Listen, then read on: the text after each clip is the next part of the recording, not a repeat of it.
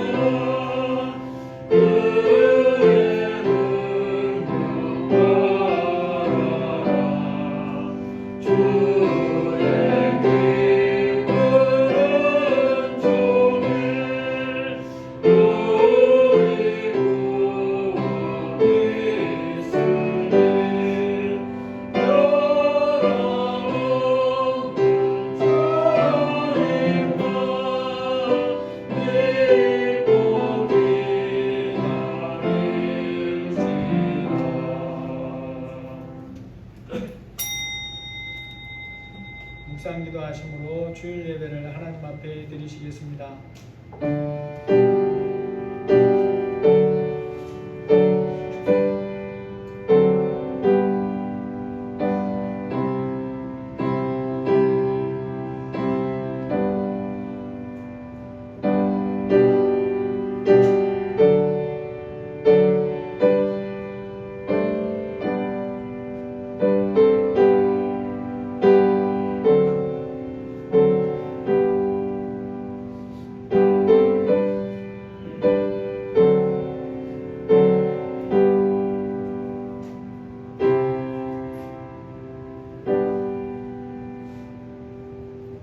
하나님이여 내게 응답하시겠으므로 내가 불렀사오니 내게 귀를 기울여 내 말을 들으소서.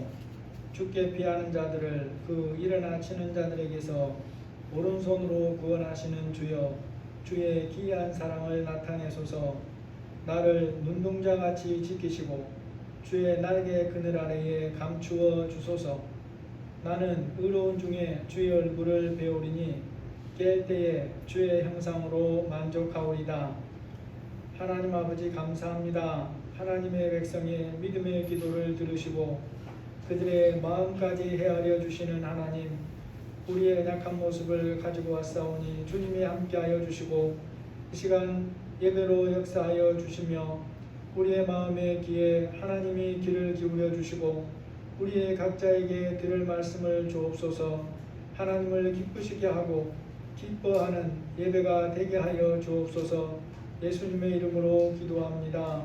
아멘. 찬송가 70장입니다.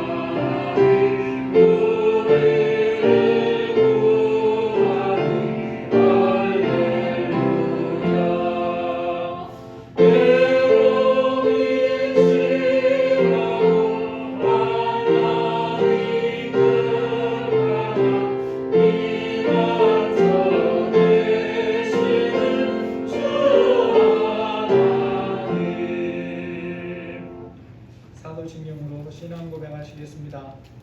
전능하사 천지를 만드신 하나님 아버지를 내가 믿사오며 그 외아들 우리 주 예수 그리스도를 믿사오니 이는 성령으로 잉태하사 동정녀 마리아에게 나시고 본디오 빌라도에게 고난을 받으사 십자가에 못 박혀 죽으시고 장사한 지 사흘 만에 죽은 자 가운데서 다시 살아나시며 하늘에 오르사 전능하신 하나님 우편에 앉아 계시다가 저리로서 산자와 죽은 자를 심판하러 오시리라. 성령을 믿사오며 거룩한 공예와 성도가 서로 교통하는 것과 죄를 사하여 주시는 것과 몸이 다시 사는 것과 영원히 사는 것을 믿사옵나이다. 아멘. 찬송가 406장 부르시고 이영구 권사님 기도해 주시겠습니다. 주의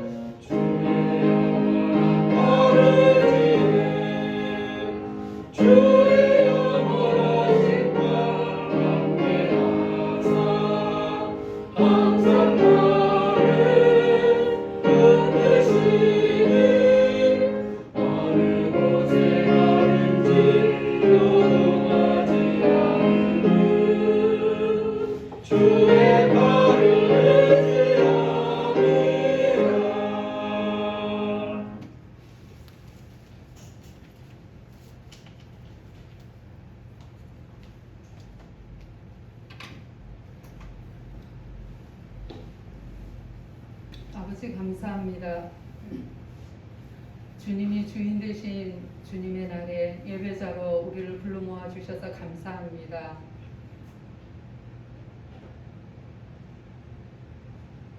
마음을 드리고 정성을 들이며 준비된 예배자 되기를 원합니다. 우리의 모습이, 우리의 마음이 준비되지 못하였다면 하나님 이 시간 불쌍히 여겨 주셔서 준비된 사람들로, 준비된 영으로, 마음으로 주님을 기쁘시게 해드리는 온전한 예배자로 빚어지게 하여 주시기를 원합니다. 지난 한 주간도 주님과 동행하는 삶을 살기를 원했지만 말씀에 깊이 뿌리내리지 못하고 성령님과 원활하게 소통하지 못하였음을 불쌍히 여겨 주시기를 기도합니다. 어느 생활을 돌아보았습니다. 놀랍게도 거짓말인지도 모르게 거짓말을 하고 있었음을 아버지 앞에 고백하오니 하나님 불쌍히 여겨주시고 용서해 주시고 하나님 앞에서 날마다 정직하고 구별된 삶과 언어 생활이 될 수 있게 하여 주시기를 원합니다. 하나님, 보이는 것이 전부인 세상에서 약속의 말씀으로 가치관과 삶을 변화시켜 주시고 날마다 정화시켜 주시며 믿음으로 하나님만 의지해서 아버지 하나님의 뜻을 이루며 하나님의 동역자로서 삶을 인도해 주시기를 기도드립니다. 하나님, 우리의 자녀들이 무엇을 선택할 때가 올 때에 하나님 차선이 아니라 최고의 선택을 하는 영적인 지혜를 주시기를 간절히 바라고 원합니다. 세계를 품는 자녀들 되게 하여 주시고 여러 서적을 깨달아 아는 지혜를 주시고 악한 시대에 하나님 이 시대를 본받지 않고 하나님 은혜로 시대가 필요로 하는 구별된 하나님의 사람들이 다 될 수 있도록 성령 하나님 이끌어 주시기를 간절히 기도드립니다. 아버지, 주님의 몸된 교회에 말씀이 풍성하게 하심에 감사합니다. 우리 성도들이 말씀으로 잘 훈련받아서 달란트대로 적재적소에 주님의 나라를 든든히 세워가기에 부족함이 없게 하여 주시기를 원합니다. 목사님의 말씀과 기도대로 이루어지게 하심에 감사를 드립니다. 동역하는 우리 사모님 수고와 헌신을 기억하시고 종의 마음을 헤아려 주시기를 기도합니다. 두 자녀들의 가는 길을 평강으로 인도하여 주시기를 원하며 하나님, 코로나 백신이 원활하게 공급이 되게 하여 주시고 부작용 없도록 다스려 주시며 종전처럼 하나님 예배하고 일상으로 회복할 수 있도록 축복하여 주시옵소서. 예비된 성전으로 순적하게 옮겨주시고 믿음의 분량대로 하나님 또 영광 가운데 함께 있게 하여 주시기를 기도합니다. 죽어가는 영혼들을 향한 우리 주님의 마음을 우리 한 사람 한 사람에게 부어주시기를 원합니다. 준비된 새신자, 회복할 자, 일꾼들을 보내주시기를 원합니다. 계속 성령의 부흥을 허락하여 주시옵소서. 흰돌교회, 수평교회, 꿈의교회와 김재성 선교사님 성령 충만하게 하여 주셔서 이 땅에서 부르심 따라 사명 잘 감당하게 하여 주시옵소서. 목사님 영육간에 강건하게 하시고 통하여 오늘도 우리에게 주실 말씀 하나님 마음판에 잘 새겨지게 하여 주시고 그 새겨진 말씀이 한 주간을 이끌어가게 해 주시옵소서. 성령으로 충만하게 하여 주시기를 원하옵고 모든 말씀 예수님의 이름으로 기도드립니다. 아멘.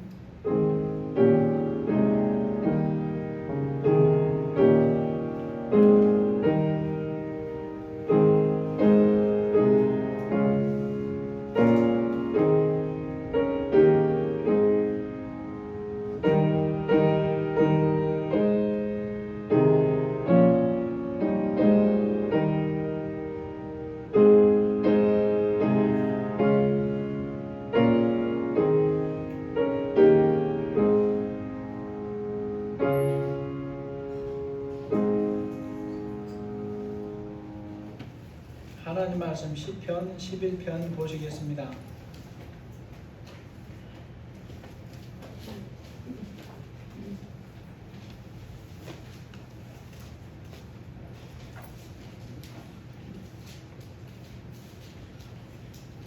시편 11편 말씀입니다.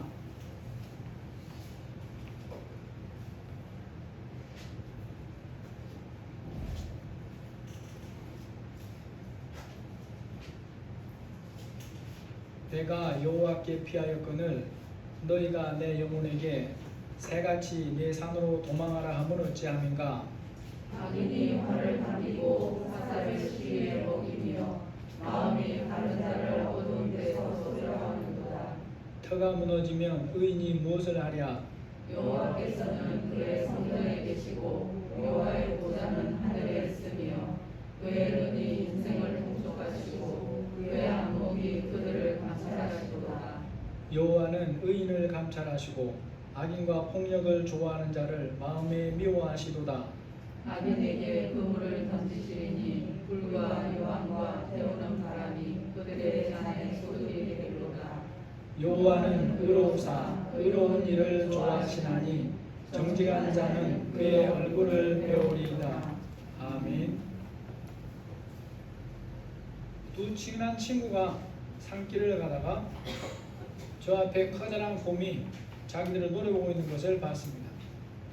그때 갑자기 한 친구가 허리를 굽히고 운동화끈을 점검합니다. 그것을 본 친구가 말합니다. 아니, 이렇게 험한 산길에서 우리가 아무리 빨리 뛰어도 곰보다 빠르겠냐? 결국 잡힐 텐데 그래봐야 무슨 소용이겠냐? 라고 합니다. 친구의 말을 들은 운동화끈을 점검하던 그 친구가 대답합니다. 나는 지금 곰보다 빨리 뛰려고 이러는 게 아니야. 이게 뭘 말해줍니까, 여러분? 아무리 친한 사이라도 위험을 만나면 본능적으로 그 위험을 피하려고 하는 게 누굽니까? 사람이다 라는 거죠. 자동차가 나를 향해 달려온다고 생각이 들면 피하는 게 본능입니다. 모든 사람은 알면서도 위험을 피할 수 있으면서도 그 위험을 그대로 당하지는 않는다라는 것입니다. 그러면 뭐가 문제겠습니까? 문제는 그렇게 피했을 때 그 피한 곳이 나의 기대대로 나를 보호해 줄 수 있느냐라는 거죠. 내가 그곳으로 피하면 이 위험으로부터는 벗어날 것이라고 생각을 했는데 정말로 그것이 기대한 대로 나를 안전하게 지켜줄 수 있느냐라는 것입니다. 잘못 피하면 이전보다 더 큰 위험으로 빠질 수 있습니다. 등산하다가 들개를 보고 피하려고 했는데 곰을 만날 수도 있는 것입니다. 실제로 이제 우리나라 지리산에도 곰이 그 정도로 많이 퍼졌다 그래요. 물론 반달곰은 뭐 그렇게 위험하진 않다고 하지만 그래도 새끼를 거느리고 있으면 만나면 위험할 수 있습니다. 청년 때 교회에서 수련회를 갔습니다. 밀양의 강가로 갔는데 텐트를 칠 때에 그런 곳에 텐트를 쳐본 경험이 있는 사람이 하나도 없는 거예요. 그래서 인도하시는 전사님하고 막 임원들하고 뭐 다른 사람 다 의논을 했죠. 어디다가 치는 게 안전할까? 강물은 저쪽으로 흐릅니다. 몇십 미터 안쪽으로 흘러요. 그래, 여기다 치면 안전할 거야. 그랬는데 밤에 약간의 비가 왔는데 어떤 텐트에는 벌써 새벽에 물이 흘러들었어요. 강 상류에 비가 많이 왔는데 그 당시는 지금처럼 세밀한 일기예보가 없던 때라 우리는 그걸 몰랐던 거예요. 하마터면 큰일 날 뻔한 겁니다. 저희들은 의논까지 하면서 최선을 다해서 위험을 피해야 한다고 한 곳에 텐트를 쳤는데 그것도 안전한 곳이 아니더라는 거예요. 이러한 것이 우리가 사는 이 땅의 모습입니다. 문제는 그러한 위기나 위험이 예수를 믿는 사람은 피해가거나 아주 적게 오거나 그러지를 않는다라는 거죠. 전능하신 하나님을 믿고 신실한 믿음을 가지고 살아도 각종 어려움은 위기는 예고 없이 만날 수 있습니다. 이 시간 살피는 말씀에 보면 인생이 그러하다는 것을 시인이 고백을 합니다. 11장 1절에 보시니까 내가 여호와께 피하였거늘 너희가 내 영혼에게 새같이 산으로 도망하라 함은 어찌함인가. 시인이 이러한 위기를 만난 것은 이게 실제입니다. 실제. 뭐든지 아이들에게 교육할 때는 실제만 얘기하는 게 아니죠. 가정을 해서 얘기를 많이 합니다.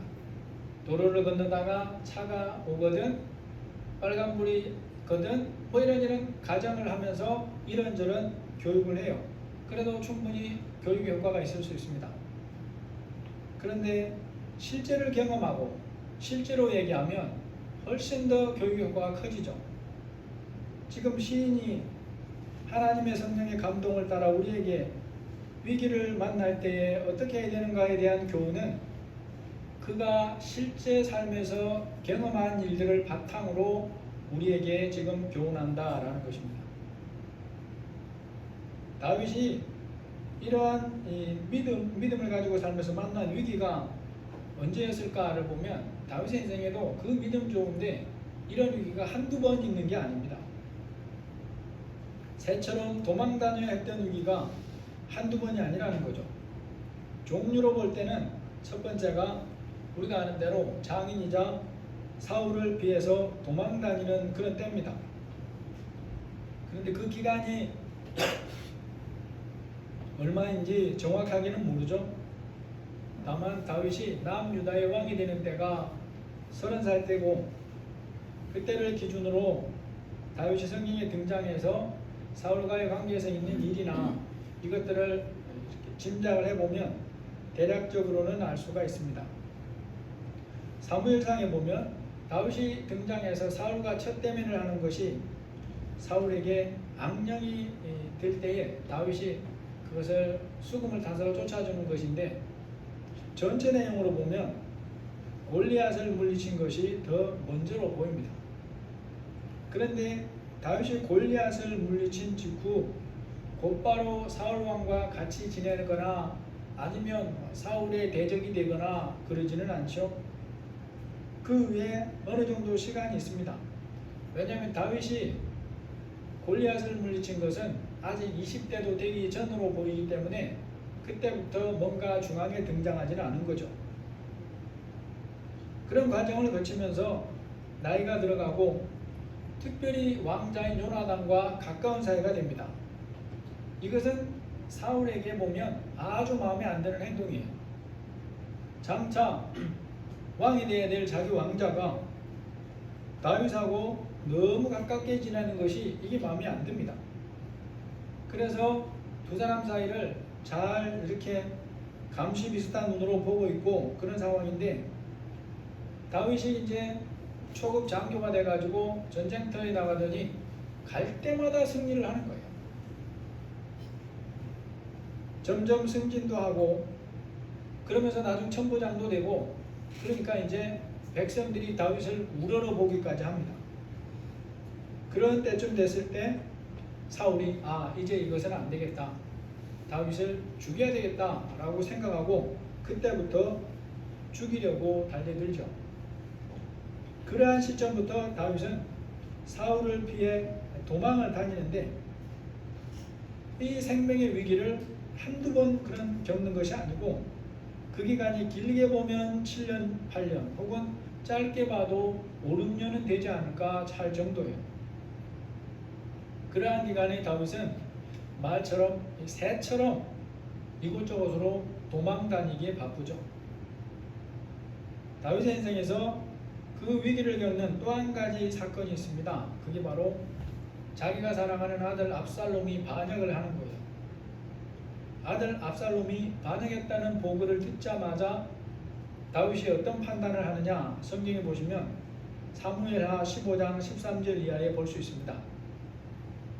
전령이 다윗에게 마서 말하되 이스라엘의 인심이 다 압살롬에게로 돌아갔습니다 한지라. 다윗이 예루살렘에 함께 있는 그의 모든 신하들에게 이르되 일어나 도망하자. 그렇지 아니하면 우리 중 한 사람도 압살롬에게서 피하지 못하리라. 빨리 가자. 두렵건대 그가 우리를 급히 따라와 우리를 해하고 칼날로 성읍을 칠까 하노라. 여러분, 지금 압살롬이 반역한 곳은 헤브론이라는 곳이고 약간 이 예루살렘에서 좀 거리가 있어요. 그때는 자동차를 타고 올 수 있는 게 아니니까 또 여러 군사들을 이끌고 오니까 걸어옵니다.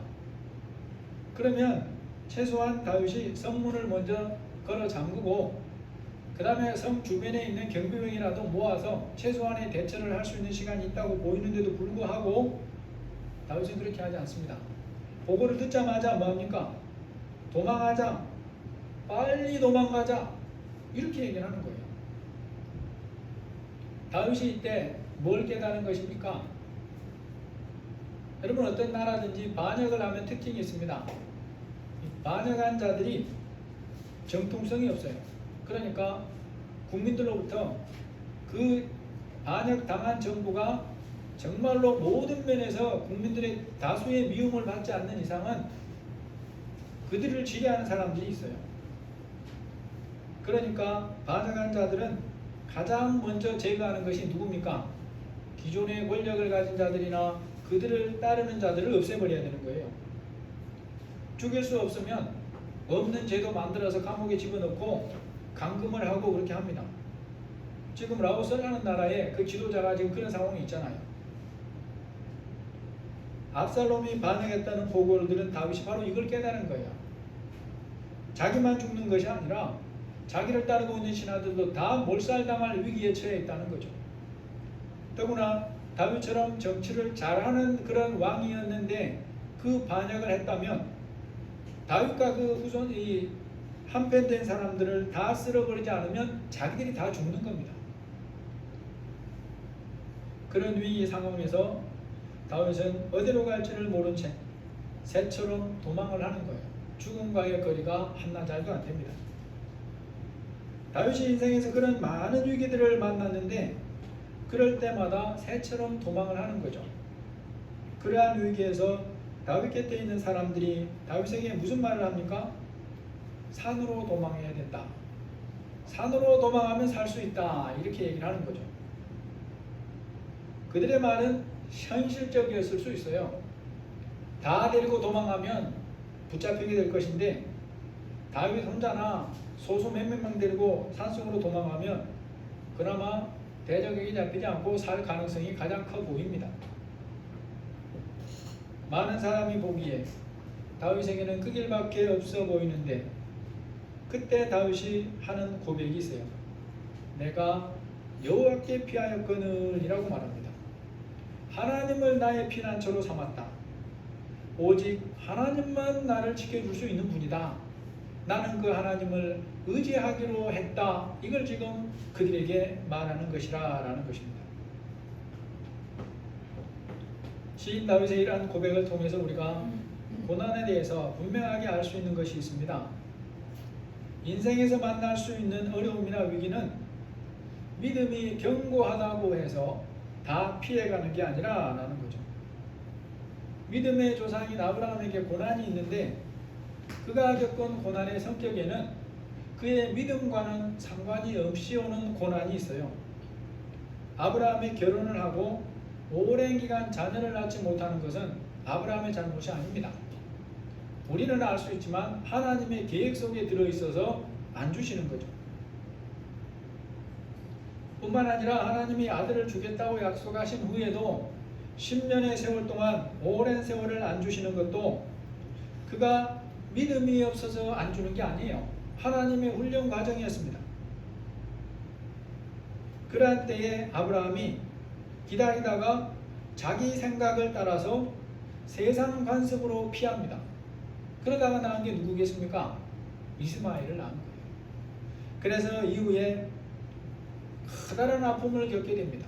그 이스마엘과 그 첩 하가를 강제로 집에서 내보내야 되는 그런 뼈아픈 아픔을 겪게 되는 거예요. 알지 못하고 믿음으로 사는 것이 쉬운 일이 아닌 것을 보여주는 게 욥도 우리에게 교훈을 줍니다. 욥은 참 믿음의 사람이지 않습니까? 자녀가 10명인데 하루에 다 죽어요. 그 많은 재산 짧은 시간에 다 없어집니다. 불타고 도둑에게 강도짓 당하고 아무튼 이렇게 저렇게 없어지는데 이때 욥은 그것을 받아들여요. 너무너무 고통스럽지만 하나님의 주권을 인정하기 때문에 받아들여요. 다른 건 하나도 이유가 없습니다. 하나님께서 주권으로 행하시는 것이라고 믿고 받아들이는 거예요. 그런데 그 일을 겪는 욥이 너무 고통스러워합니다. 이유는 하나 있어요. 아무리 하나님 앞에 기도해도 왜 자신이 이런 일을 겪어야 되는지 대답을 안 해주시는 거예요. 여러분, 우리가 이런 모습을 보면서 하나님을 믿고 의지하고 신실하게 살아도 예고 없는 어려움을 만날 수 있다는 것을 보면서 어떤 자세를 가지고 대처해야 되겠습니까?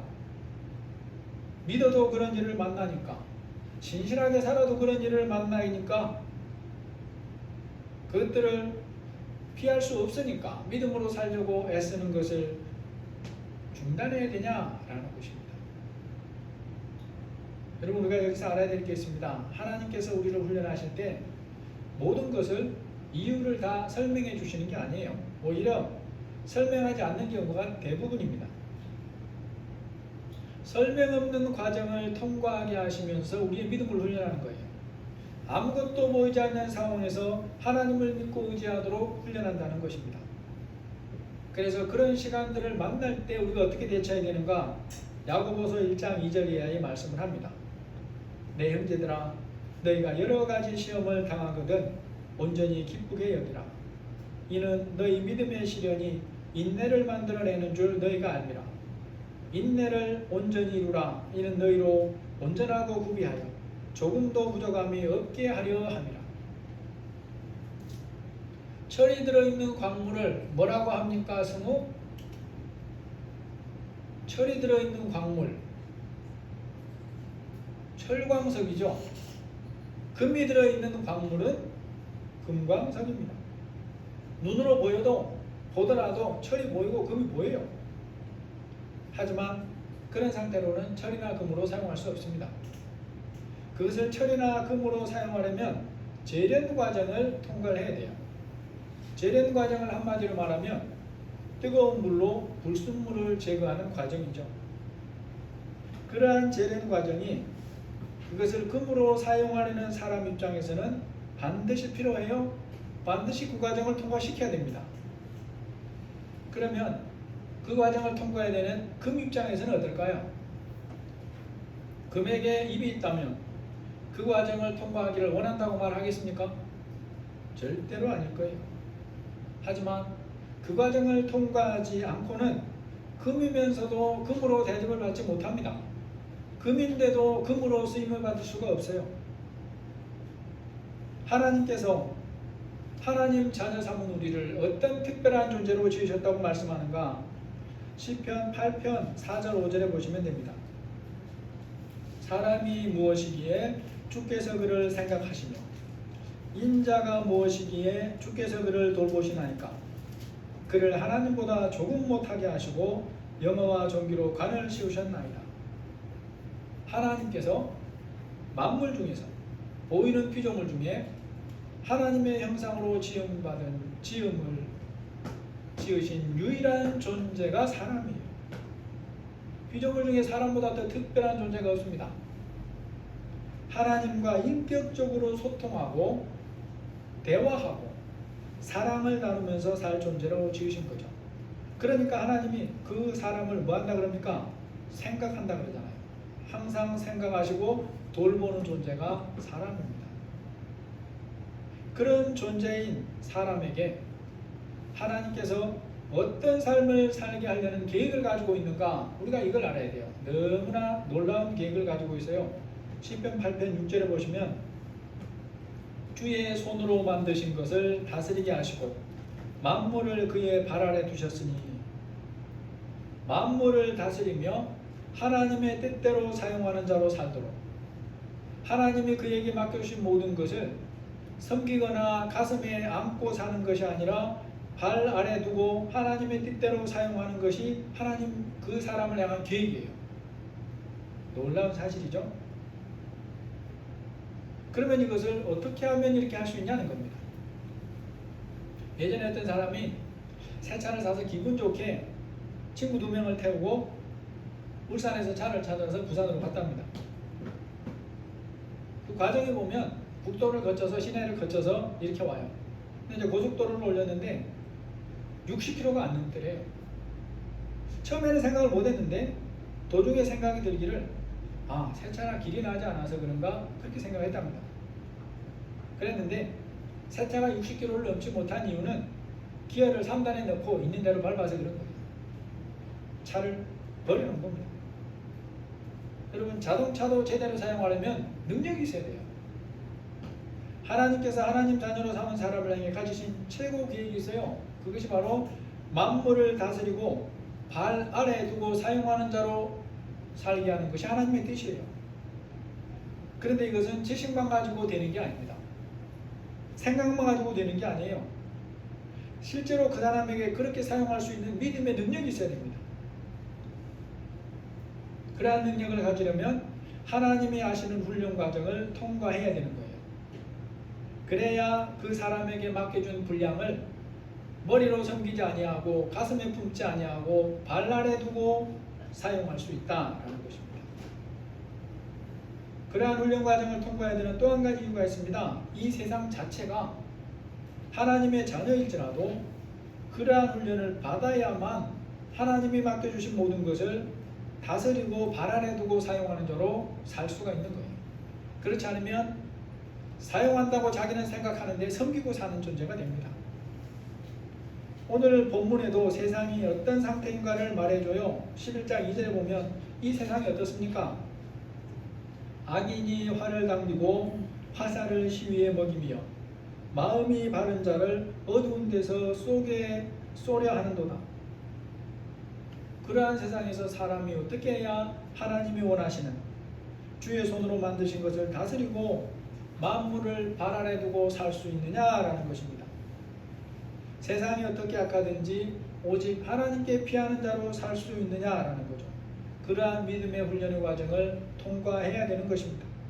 그래야 만물을 다스리는 자로 살 수 있어요.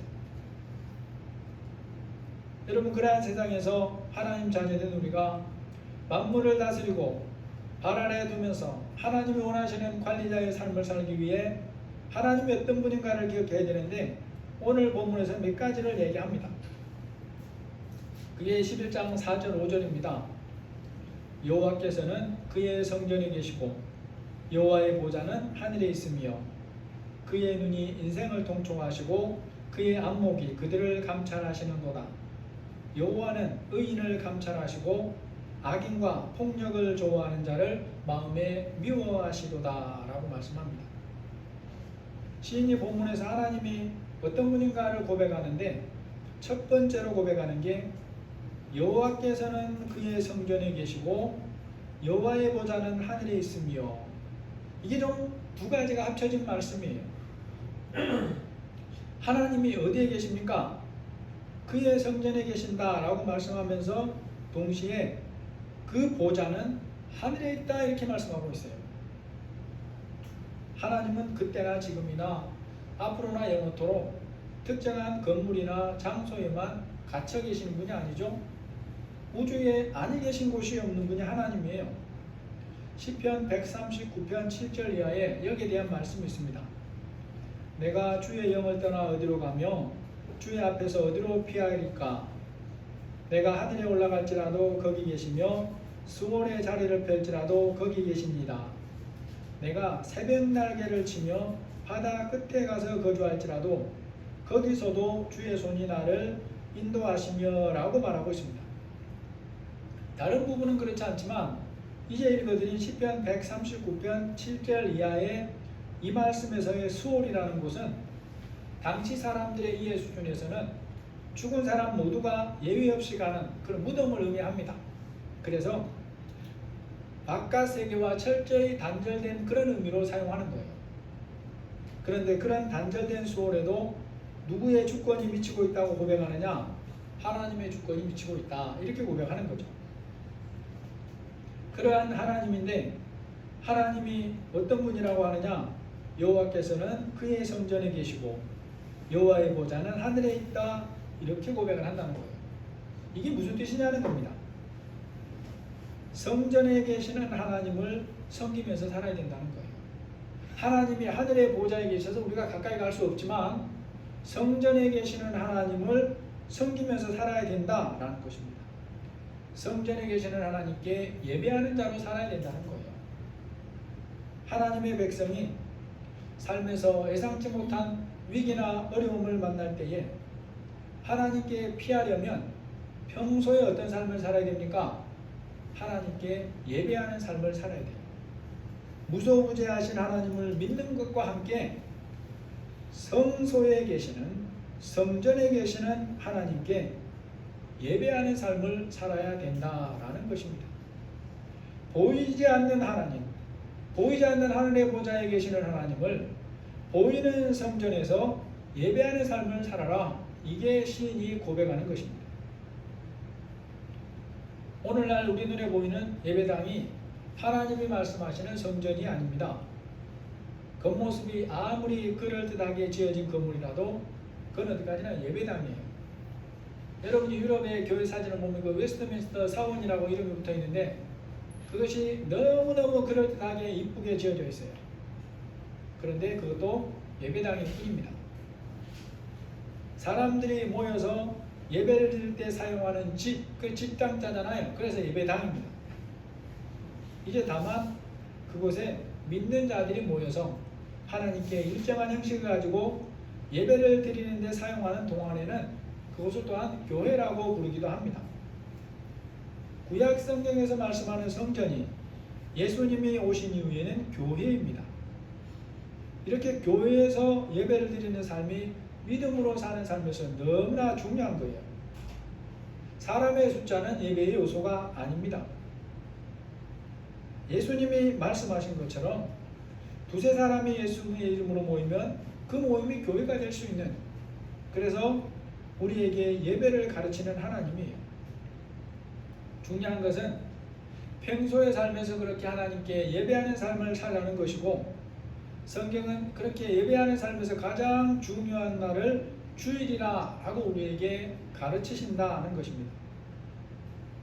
평소에 예배하는 삶을 살아야 예상치 못한 위기나 어려움을 만날 때에, 내가 이유를 모르는 고난을 당할 때에 당황하지 않고 하나님을 피난처로 삼을 수 있는 것입니다.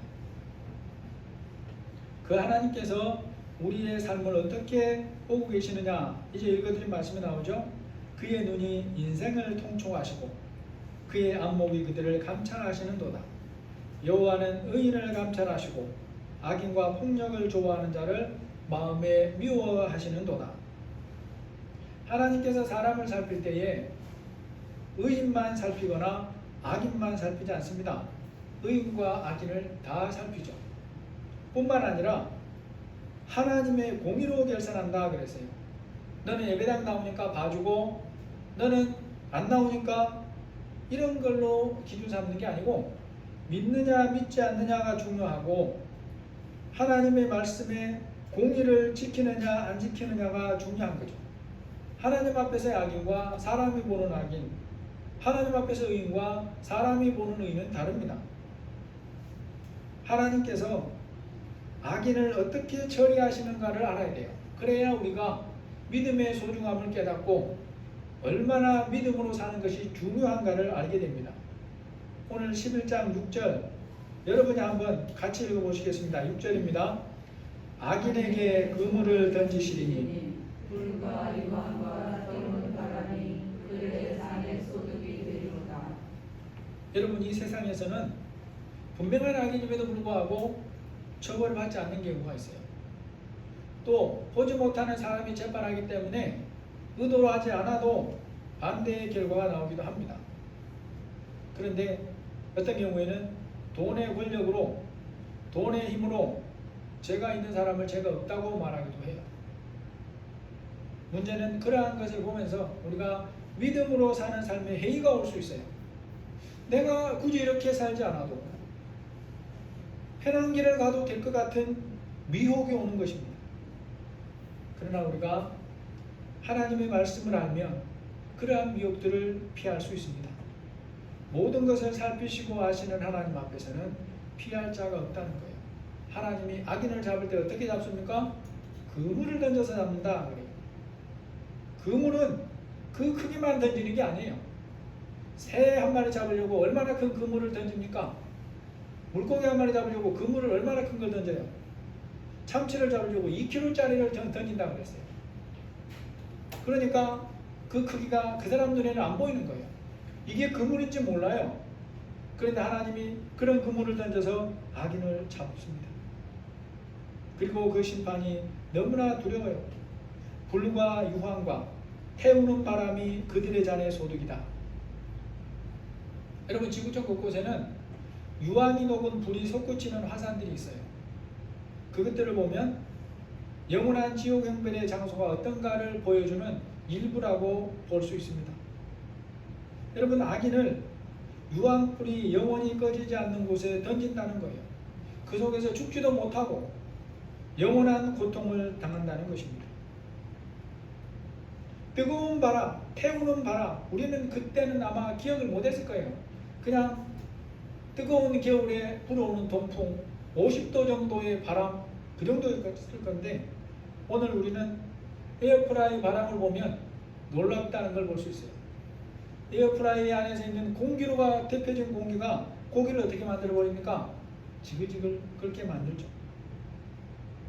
불과 유황과 태우는 바람이 그들의 잔의 소득이다 라고 말씀합니다. 의인은 어떻게 대우해 주시는가? 오늘 7절에 말씀합니다. 여호와는 의로우사 의로운 일을 좋아하시나니 정직한 자는 그의 얼굴을 배우리로다. 하나님은 의로우신 분이죠. 그러니까 당연히 의로운 자를 좋아하십니다. 하나님이 악인을 미워한다 그랬어요. 하나님의 미워함과 사람의 미워함은 차원이 다릅니다. 사람은 입으로 미워하고 마음으로 미워해도 행동으로 아무것도 할 수 없는 경우가 있어요. 여러분이 직장에서 상사를 미워해도 뒷담화를 하더라도 행동으로 아무것도 못하잖아요. 손해볼까봐 사표를 각오하지 않으면 아무 말도 못하는 경우가 많아요. 그러한 미움은 물리적으로 상대방에게 영향을 미치지 않습니다. 그러나 하나님의 미움은 질이 달라요. 그것이 하나님의 행동으로 심판으로 나타나는 그런 미움이죠. 그런데 의로운 자는 어떻게 대하시느냐? 얼굴을 뵙게 해준다. 이 말은 물론 진짜 얼굴은 아니고 하나님의 은혜 안에 살게 해준다. 하나님의 놀라운 의로움의 대상이 된다. 그런 뜻이죠. 정직하게 의롭게 사는 자라야 하나님의 얼굴을 배울 수 있다라고 우리에게 말씀해 줍니다. 오늘 말씀을 정리해 보겠습니다. 이 세상은 첫사람 아담과 하와의 범죄 이후로 온갖 위험이 가득한 곳이 되어버렸어요. 그런데 그 위험들을 사람의 눈으로는 분별하지 못하는 게 너무나 많습니다. 혹 분별해서 피했다고 하는데도 그곳이 진짜 피난처가 되어줄 것인가는 아무도 보장을 못해줘요. 믿음이 견고해도 그런 위기를 만나는 것이 우리의 삶이라고 오늘 시인이 말합니다. 감사한 것은 그러한 중에서 너희들 혼자 힘으로 살아라, 이게 하나님의 뜻이 아니에요. 하나님께서 우리에게 방법을 말해줍니다. 성전에 계시면서 우리와 함께 하시는 하나님께 예배하며 살아라. 우리의 영을 성전 삼아 계시는 성령 하나님과 함께 하나님을 의지해라. 그러면 하나님이 너희의 뭐가 되어준다는 것입니까? 피난처가 되어준다라는 것입니다. 하나님이 우리를 향해 가지신 최고의 계획이 뭐냐? 주님이 만드신 만물을 다스리는 자로, 나에게 맡겨주신 모든 것을 발 아래 두고 사용하는 자로 살게 하시는 것이 하나님의 뜻입니다. 지금 나의 인생의 모든 어려움이나 문제들 앞에서 어디로 피하려고 하는지, 어디에 피하고 있는지 점검해 보셔야 됩니다. 오직 하나님께 피하는 자들을 하나님이 이렇게 대한다는 것입니다. 여호와는 의로우사 의로운 일을 좋아하시나니 정직한 자는 그의 얼굴을 배우리로다. 기도하시겠습니다. 하나님 아버지, 우리가 알지 못하는 많은 위기와 어려움들이 이 세상에는 가득합니다. 하나님의 보호하심으로 많은 위기를 피하지만 그러나 모든 위험을 다 피한다고는 말씀하지 않습니다. 우리를 하나님의 자녀로 훈련시켜서 하나님이 만드시고 맡겨주신 모든 것을 다스리는 자로, 발 아래 두고 사용하는 자로 살게 하기 위해서 우리를 훈련하신다고 말씀합니다. 하나님, 우리가 연약합니다. 불쌍히 여겨주시고 하나님께서 우리에게 주시는 이 말씀을 붙들고 어떤 일을 만나든지 하나님을 피난처로 삼아 하나님께 피하는 자가 되게 하여 주옵소서. 우리의 인생의 문제들, 어려움들, 고민들이 있습니다. 하나님께 피하는 우리 모두가 되게 하여 주옵소서. 예수님의 이름으로 기도합니다. 아멘. 찬송가 400장입니다.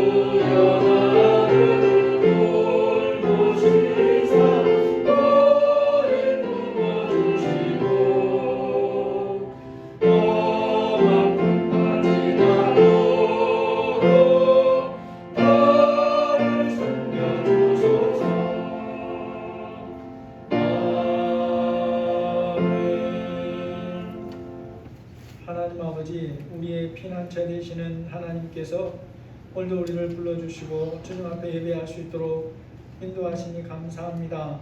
우리가 또한 믿음으로 하나님의 말씀을 따라서 귀한 물질을 구별해서 드립니다. 우리 성도들의 가정을 기억하여 주시고 직장 위에 사업장 위에 함께하여 주셔서 하나님이 원하시는 만큼 일용할 양식을 유통하는 풍성한 삶을 살도록 은혜를 더하여 주옵소서. 하나님이 맡겨주신 모든 것들을 다스리며 발 아래 두고 관리하는 자로 살도록 우리의 믿음이 잘 성장하고 견고해질 수 있도록 은혜를 베풀어 주옵소서. 예수님의 이름으로 기도합니다. 아멘. 교소식에 새로운 건 없습니다. 오늘 5번을 꼭 기억하시고 날씨 더워질수록 또 어떤 분들은 이렇게 이제 백신도 맞고 그래 가는데 하나님께서 주시는 일상이 회복되도록 우리 한 주간 형제들을 위해서 꼭 기도하시고 그렇게 믿음으로 살았으면 좋겠습니다. 우리 여러분들과 기도하며 살겠습니다. 우리 인사 좀 하시죠. 기도하며 살겠습니다. 네, 기도하며 살겠습니다. 여러분 이제 한 주간 한 번 이상 기도하셔야 돼요. 여러분 곁에 있는 분들을 위해서 꼭 기도하면서 사는 저희들이 되기 원합니다. 찬송가 330장입니다.